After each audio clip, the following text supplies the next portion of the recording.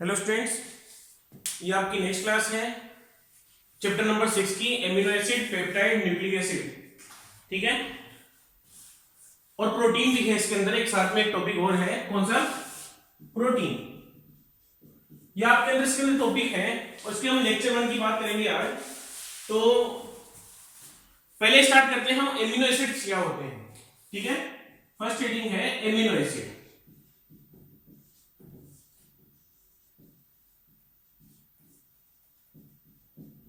अमीनोमर क्या होते हैं? एमिनोमर देखें आप इस चीज को, डेफिनेशन की बात कर रहा हूं। वे यौगिक जिनके एक अणु में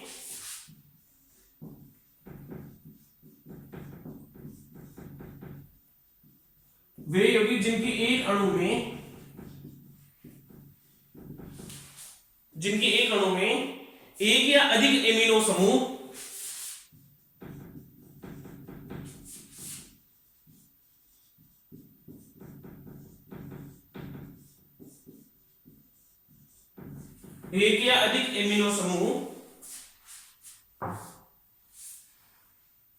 तथा एक अथवा अधिक कार्बोक्सिल समूह होते हैं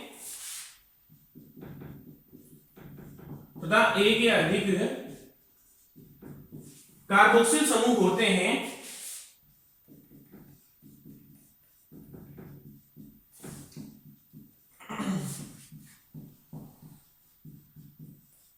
उपस्थित होते हैं, एमिनो अम्ल कहलाते हैं।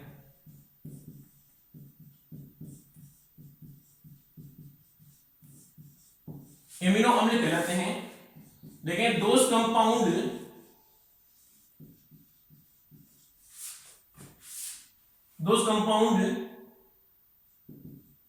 in which a molecule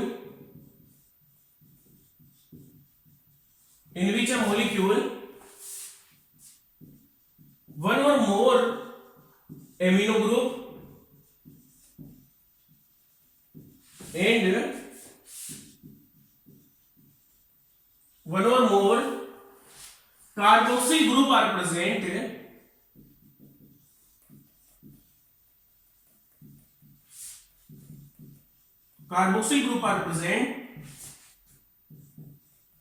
then it is called amino acid. हम उसे क्या बोलते हैं? एमिनो अम्ल हम उसको कहते हैं। ठीक है। आगे चलते हैं, इसका क्लासिफिकेशन हम कर लेते हैं कि एमिनो कितने टाइप के होते हैं। ठीक है। Classification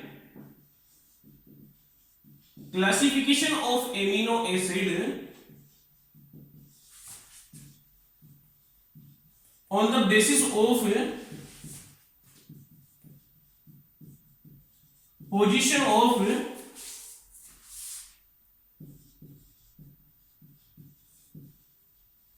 amino group. ठीक है। एमिनो अम्लों का वर्गीकरण क्या पढ़ रहे हैं हम? एमिनो अम्लों का वर्गीकरण पढ़ रहे हैं। अमीनो बोलते हैं इसको, एमिनो बोल सकते हैं। एमिनो अम्लों का वर्गीकरण किसके बेस पे? एमिनो समूह की स्थिति के आधार पर। एमिनो समूह की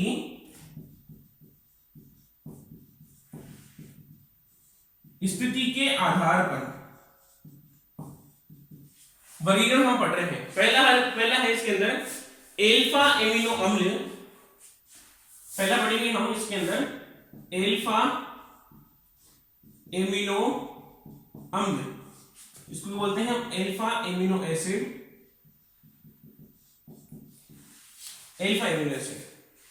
अगर मान लो, ठीक है, एल्फा एमिनो एसिड मतलब क्या होता है? एग्जाम्पल को थ्रू समझ देता हूं, ज्यादा बेटर रहेगा। देखें, एक एग्जाम्पल लिया CH3 CH NH2 CWH। अगर ये कौन सा है? फंक्शनल ग्रुप कार्बोक्सिलिक एसिड हो गया अपने। अगर इस कार्बोक्सिलिक एसिड के पास वाला कार्बन कौन सा हो गया? Alpha carbon. ठीक है। इस एल्फा कार्बन पे कोई अगर NH2 ग्रुप होता है तो उसे क्या बोलते हैं हम? एल्फा एमिनो अम्ल हम उसको कहते हैं। दूसरा एग्जांपल लिया मैंने बीटा एमिनो अम्ल। इसको बोल दिया बीटा एमिनो एसिड। क्या होता है, अगर मैं एग्जांपल लेता हूं CH2NH2 CH2COOH, तो ये कार्बन कौन सा हो गया, फंक्शनल ग्रुप ये हो गया, ये अल्फा कार्बन, ये बीटा कार्बन। अगर बीटा कार्बन पर NH2 ग्रुप जुड़ा हुआ होता है तो इसे बोलते हैं हम बीटा एमिनो एसिड कहते हैं। और नाउ लास्ट थर्ड है इसका, थर्ड है गामा एमिनो अम्ल। ठीक है, थर्ड कौन सा है इसके अंदर, गामा एमिनो अम्ल, जिसकी मैं बात कर रहा हूं। तो इसमें क्या होगा, गामा पोजीशन में रिप्रेजेंट होता है तो उसको बोलेंगे गामा एमिनो अम्ल कहते हैं, गामा एमिनो अम्ल, gamma amino acid. Example NH2 CH2 CH2 COOH। अगर गामा पोजीशन में प्रेजेंट होता है तो उसे क्या बोलते हैं हम, ये फंक्शनल ग्रुप हो गया, ये अल्फा, ये बीटा और ये गामा, तो इसे क्या बोलेंगे, गामा एमिनो अम्ल हम इसको कहते हैं। तो ये था आपके एमिनो एसिड का, एमिनो एसिड की डेफिनेशन और उसका वर्गीकरण हमने कि कौन कौन से किस किस प्रकार से होता है, अल्फा एमिनो अम्ल, बीटा एमिनो अम्ल और गामा एमिनो अम्ल। अब डिटेल में चलते हैं एमिनो एसिड की।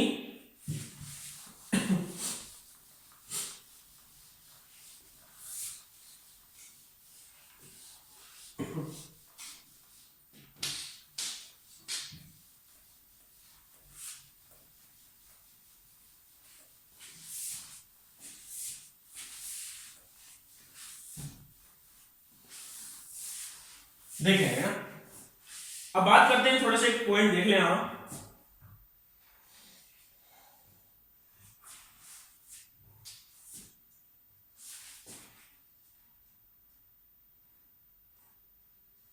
समझ लेना, अगर मान लो मेरे पास कोई प्रोटीन है,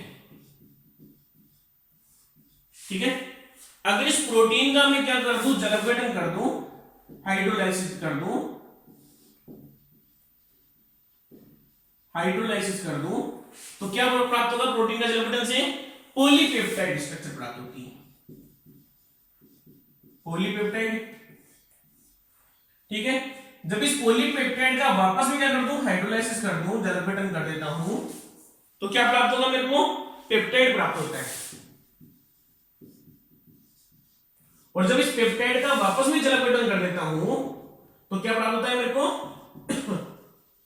अल्फा एमिनो एसिड्स प्राप्त होते हैं। कि क्या प्राप्त होते हैं मेरे को, अल्फा एमिनो एसिड प्राप्त होते हैं। कितने टाइप के, 25 टाइप के, मतलब 25 प्रकार के एमिनो अम्ल प्राप्त होते हैं, 25 प्रकार के। कौन प्राप्त नहीं होता है, स्टार अनाइज करता हूं, कौन प्राप्त नहीं होता है, प्रोलीन और हाइड्रोक्सी प्रोलीन क्या होते हैं, इसके अपवाद हैं। Proline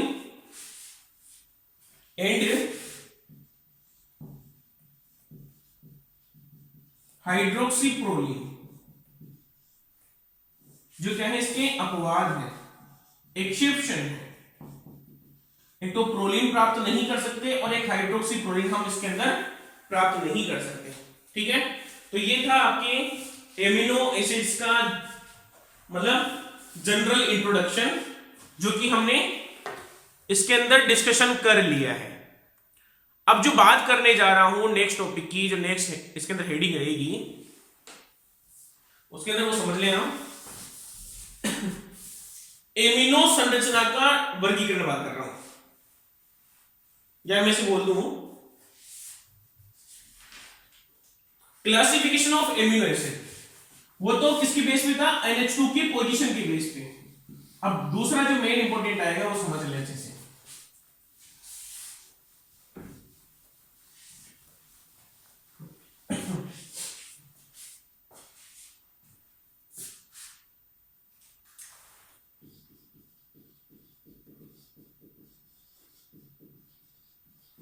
classification of amino acid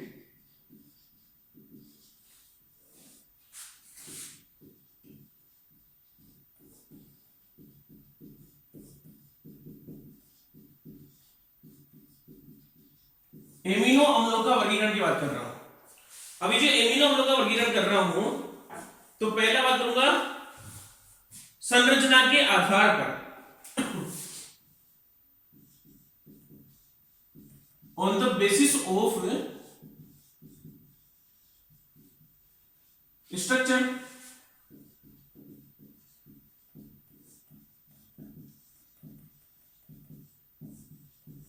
संरचना के आधार पर, ठीक है। पहला जो बात कर रहा हूं, कौन सी बात कर रहा हूं मैं, केवल संरचना के आधार पर बात करूंगा। अब संरचना के आधार पर भी क्या होता है, 3 प्रकार का होता है।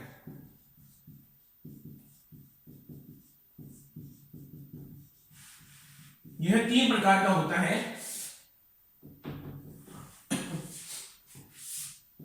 इट इज आर 3 टाइप्स, 3 प्रकार का होता है। पहला प्रकार, इसमें पहला है एलिफेटिक एमिनो एसिड।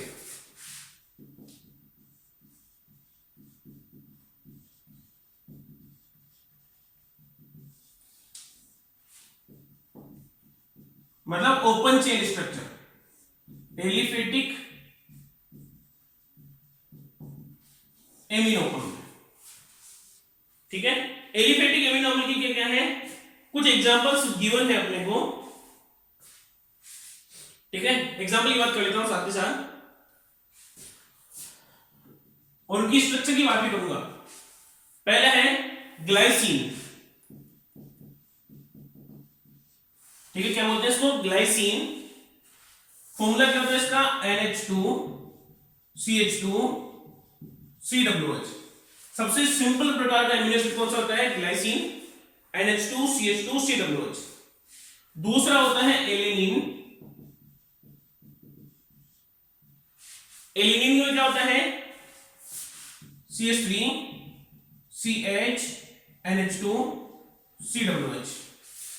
तीसरा एमिनो एसिड की बात कर रहा हूं, ये कौन सा है, सीरीन। सीरीन है, इसका एग्जांपल क्या होता है, CH2OH CHNH2 और COOH, ठीक है, सीरीन का है। चौथा एमिनो एसिड है थ्रियोनिन।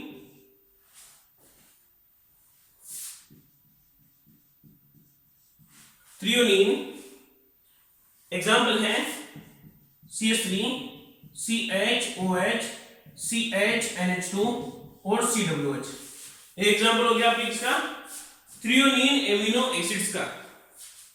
बात करता हूं, चौथे पे चलता हूं, चौथा एग्जाम्पल। चौथा तो हो गया, पांचवा चलते हैं ना, पांचवा होगा कौन सा, वेलिन।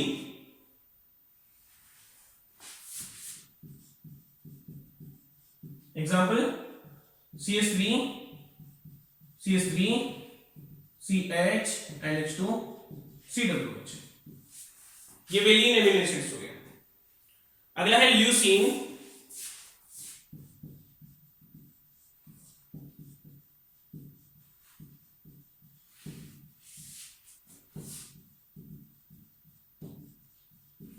ये ल्यूसीन का एग्जाम्पल हो गया, ठीक। अगला है आइसोल्यूसिन।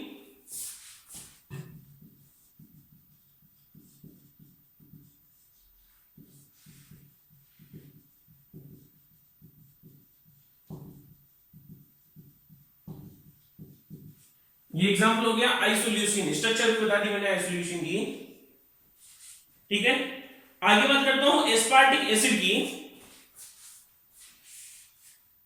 ठीक है। आइसोल्यूसिन पहले सात की बात कर लेता हूं। ये जो सातों एमिनो एसिड मैंने लिखे हैं, ये सब कैसे होते हैं, उदासीन प्रवृत्ति के, मतलब न्यूट्रल होता है इनका नेचर। एक होता है बेसिक, एक होता है एसिडिक और एक होता है न्यूट्रल। तो ये सात के साथ क्या है, आपके न्यूट्रल नेचर के होते हैं, न्यूट्रल प्रकृति के होते हैं या उदासीन प्रकृति के होते हैं। बात करता हूं अब एसिडिक की, अम्लीय की।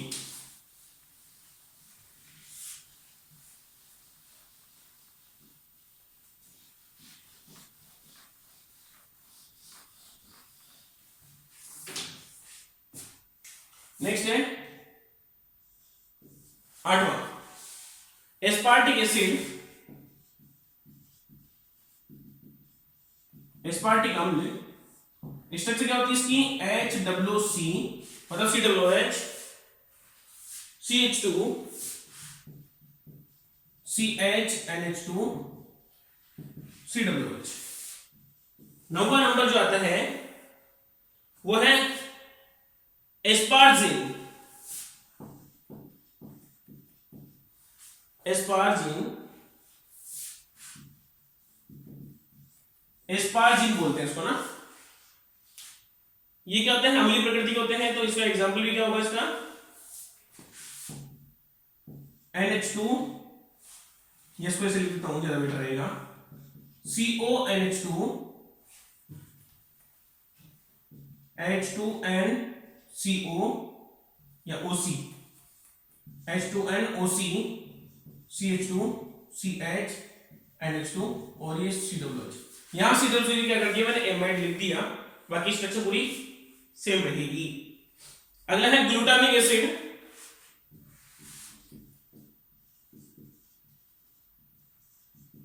Glutamic acid example HWC, CH2, CH2, CH, NH2, COOH। अगला है 11वां, ग्लूटेमीन बोलते हैं इसको ना, ग्लूटेमीन, स्ट्रक्चर हल्का सा चेंज, ये वाला H2NOC, CH2, CH2, CHNH2 और ये COOH। ये स्ट्रक्चर किसकी होगी, ग्लूटेमीन की स्ट्रक्चर होती है। और ये सारे के सारे क्या होते हैं, एसिडिक नेचर के होते हैं, अम्लीय प्रकृति प्रदर्शित करते हैं सारे के सारे। ठीक है, अब बात कर लेते हैं आगे, अब क्षारीय प्रवृत्ति बात कर लेते हैं। 12वां है आर्जिनिन, आर्जिनिन, स्ट्रक्चर किस होती है आर्जिनिन की,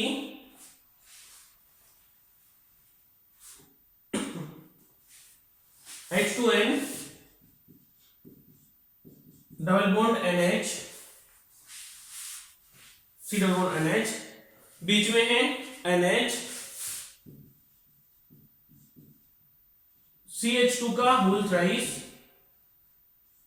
CH, NH2, COOH। ये आपके आर्जिनिन की स्ट्रक्चर होती है। अगला है 13वां लाइसीन का, लाइसीन, लाइसीन की स्ट्रक्चर क्या होती है, NH2, CH2 का होल 4, CH, NH2, COOH। 14वां देखें, हाइड्रोक्सी लाइसिन,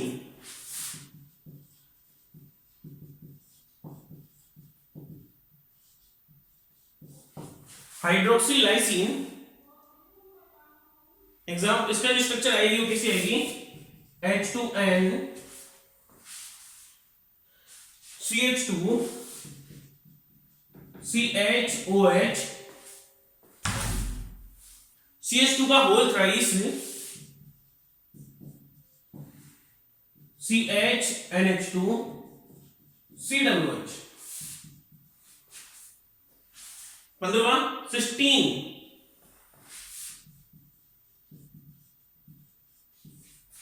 सिस्टीन की बात कर लेता हूं। ये सब तीनों के ऊपर वाले जो तीनों लिखाए हैं मैंने, आर्जिनिन, लाइसिन और हाइड्रोक्सीलाइसिन, ये सब क्षारीय प्रवृत्ति के होते हैं।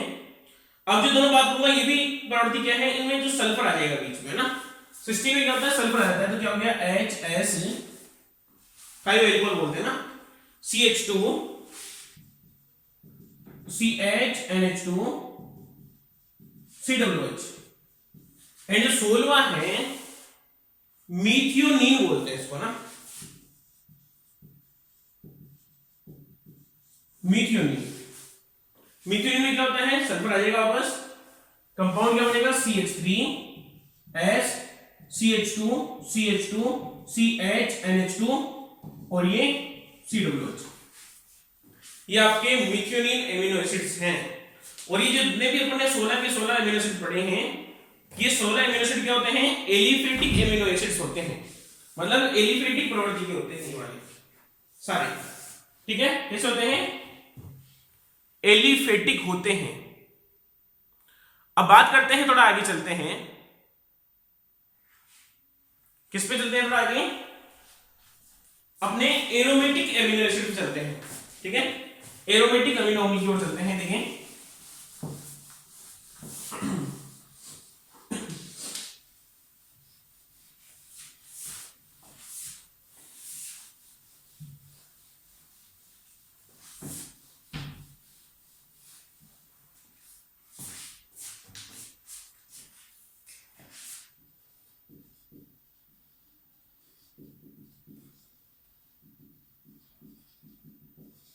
एरोमेटिक एमिनो अम्ल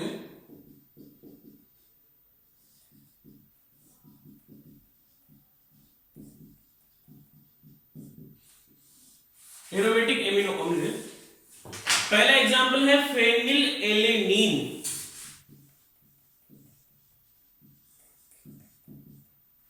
phenyl alanine,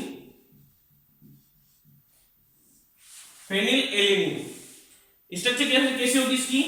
C6H5 CH2 CHNH2 और COOH। इसमें ये फेनिल आ रहा है, मतलब ये एरोमेटिक होता है, इसलिए इसको एरोमेटिक एमिनो एसिड कहते हैं। दूसरा एग्जांपल इसका टायरोसिन। टायरोसिन इसकी स्ट्रक्चर कैसी होगी? देखिए आप समझे, HO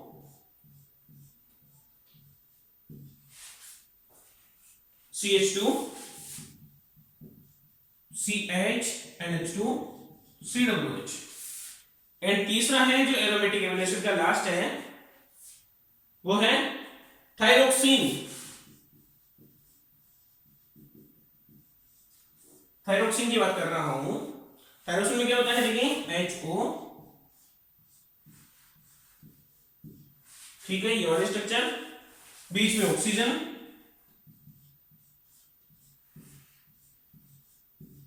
ये वाला CH2 NH2 COOH।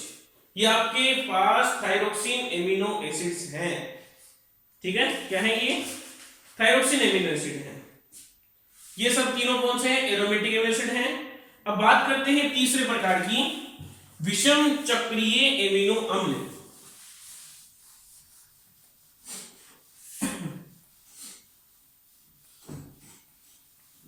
तीसरा है विषम चक्रीय एमिनो अम्ल।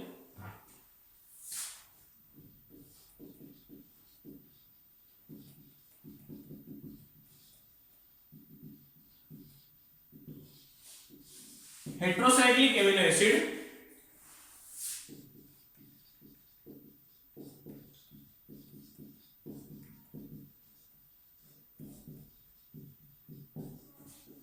विषम चक्रीय एमिनो अम्ल।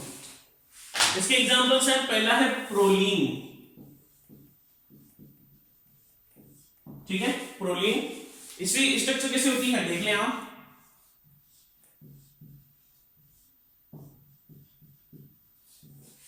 ये प्रोलीन की स्ट्रक्चर हो गई। ठीक है, ये प्रोलीन। दूसरा है हाइड्रोक्सी प्रोलीन।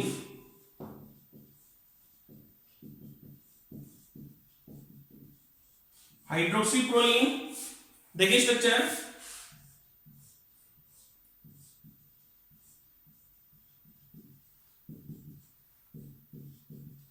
ये OH, हाइड्रोक्सी प्रोलीन का।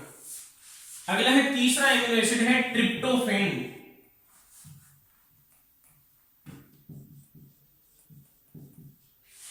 ट्रिप्टोफैन, और ट्रिप्टोफैन की जो स्ट्रक्चर होती है वो कैसी होती है आप समझ लें।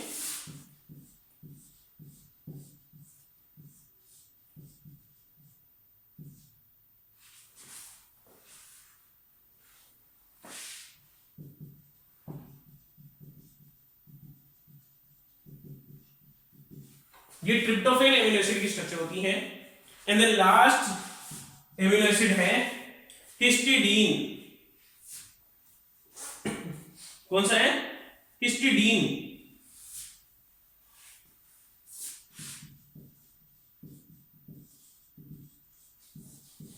हिस्टिडीन जो कि स्ट्रक्चर इसकी होगी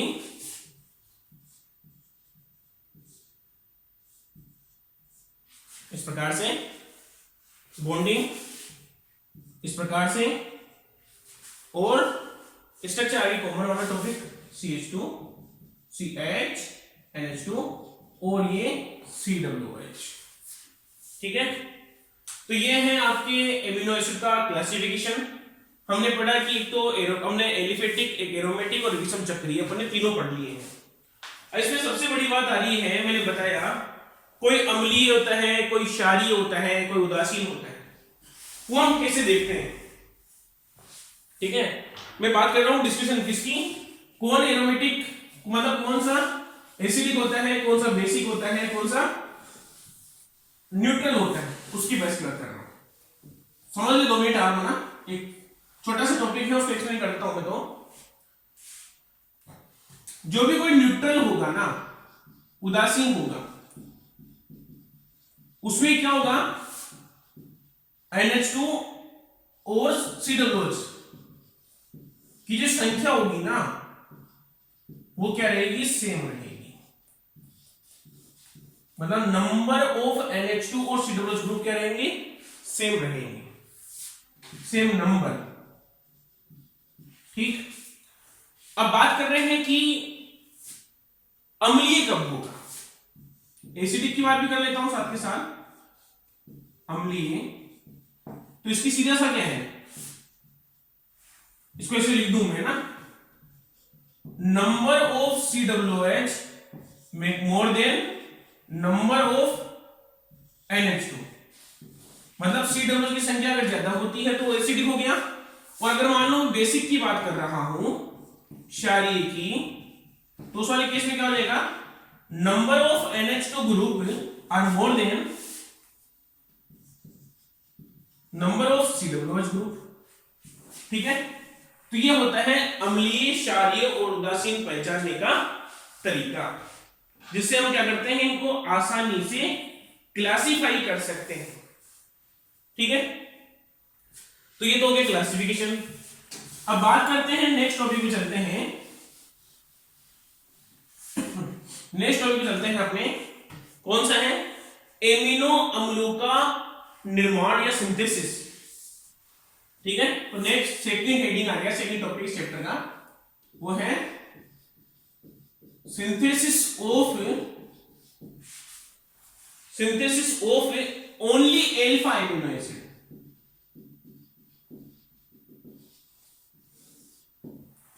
synthesis of alpha amino acid, इसको ऐसे बोल दूं, एल्फा एमिनो अम्लों का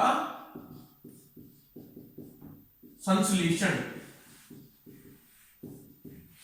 अगर हम सिंथेसिस की बात कर रहे हैं, इनको बनाएंगे, तो कम से कम 8-9 मेथड हैं अप्रोक्स। कितने हैं, 8-9 मेथड हैं। तो जिनका हम क्या करते हैं, सीक्वेंस वाइज 2 या 3 आज पढ़ लेते हैं, बाकी नेक्स्ट क्लास में अपन पढ़ पाएंगे, क्योंकि आज इतना सही होगा। तो इसके अंदर पहला मेथड है आपकी पर्किन विधि। पहला मेथड है इसके अंदर पर्किन विधि, पर्किंस मेथड।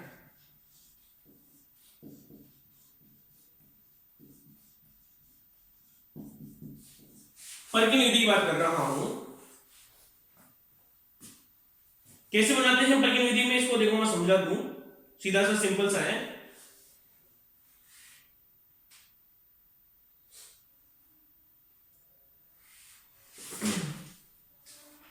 ठीक है, समझ लेना, डायरेक्ट रिएक्शन बताता हूं, थ्योरी की जरूरत नीड नहीं होगी आई थिंक, या लिख देता हूं ना। जब क्लोरोएसिटिक अम्ल की अभिक्रिया, जब क्लोरोएसिटिक अम्ल की अभिक्रिया 2 मोल अमोनिया के साथ करते हैं,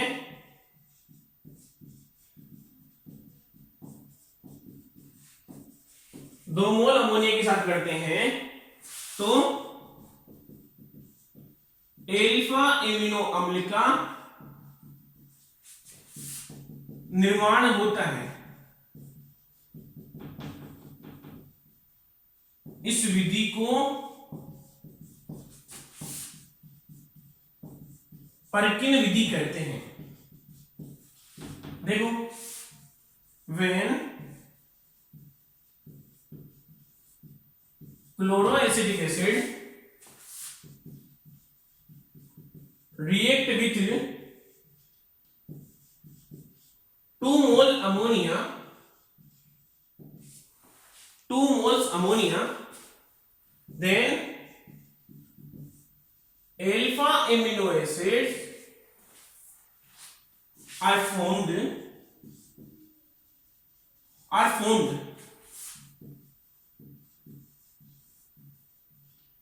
This method is known as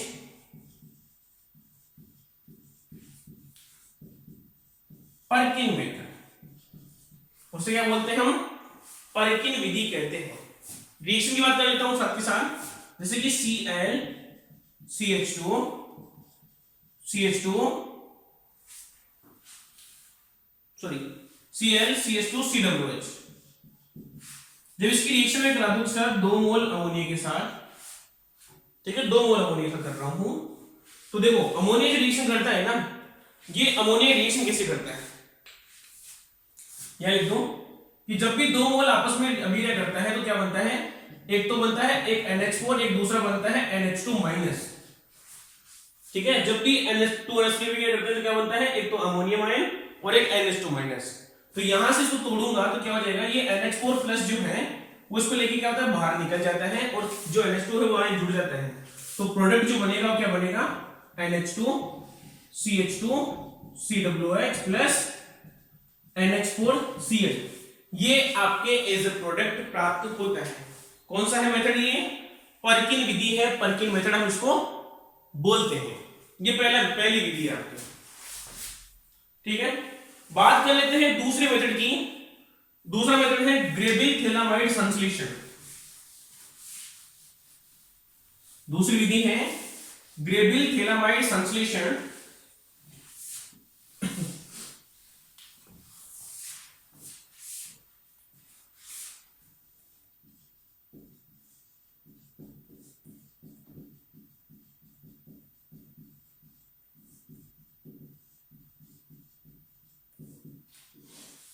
ग्रेबिल phthalimide synthesis.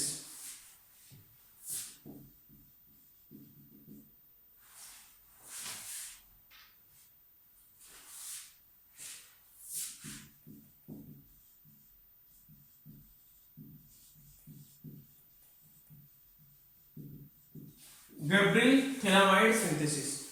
अब देखो, आपने पढ़ा भी होगा, पहले 12th क्लास में पढ़ा था आपने ग्रेबिल थैलामाइड संश्लेषण, और लास्ट ईयर पढ़ा था अपन ने। तो वापस इस बार वापस स्टडी करेंगे इसके बारे में ऑर्गेनिक केमिस्ट्री में। तो होता क्या है ग्रेबिल थैलामाइड संश्लेषण में कि एक पोटेशियम थैलामाइड होता है। क्या होता है, पोटेशियम थैलामाइड होता है। तो पहले स्ट्रक्चर बना दूं मैं, थैलामाइड होता क्या है। ये स्ट्रक्चर है किसकी,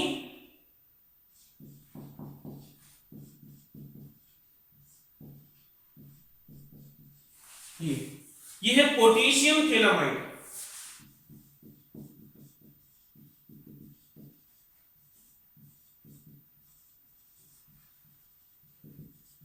ये पोटेशियम थैलामाइड है। जब पोटेशियम थैलामाइड की अभिक्रिया एल्फा ब्रोमो एल्केनोएट,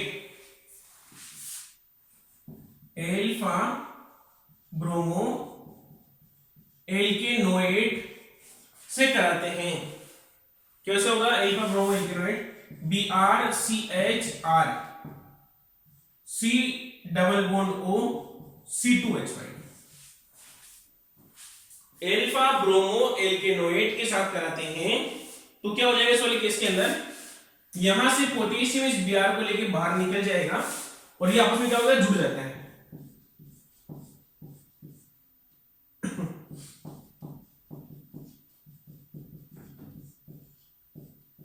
इसमें केस क्या हो जाएगा, यहाँ पे CH, ये R, ये C डबल बॉन्ड O, ये C2H5, ये आपस में क्या होता है, जुड़ जाते हैं।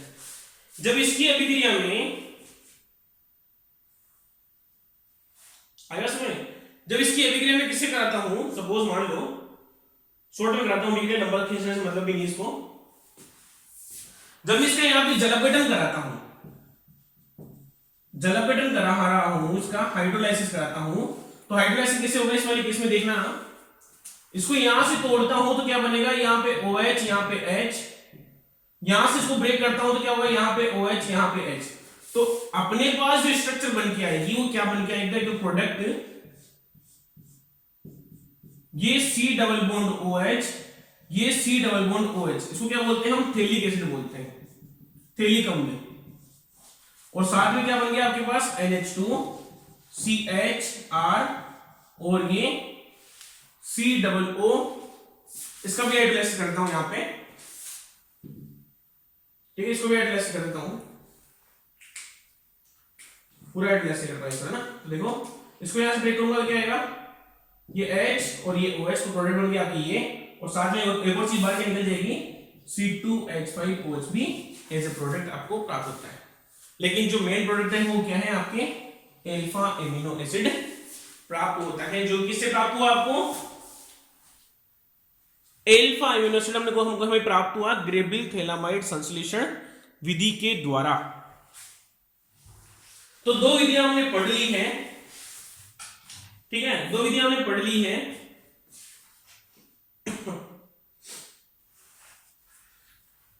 अगला है एक और विधि है अपने, वो भी हम स्टडी कर लेते हैं साथ ही साथ। अगला है मेलोनिक एस्टर के संश्लेषण से, मेलोनिक एस्टर के संश्लेषण से वो भी हम स्टडी कर लेते हैं। तीसरी विधि, तीसरी है फ्रॉम मेलोनिक एस्टर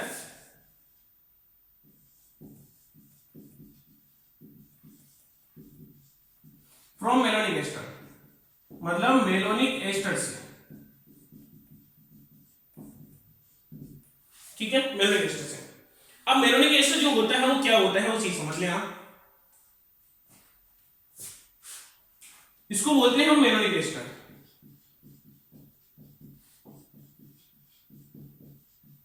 ये मेलोनिक एस्टर है, ठीक है। इस मेलोनिक एस्टर की अभिक्रिया में कराता हूं किसके साथ, मान लो CH3Br के साथ, किसकी प्रेजेंस में, C2H5ONa, मतलब क्षार की उपस्थिति में इसकी अभिक्रिया कराता हूं तो क्या हो जाएगा इस वाले केस में, ये एक Br इस हाइड्रोजन को लेके बाहर निकल जाता है।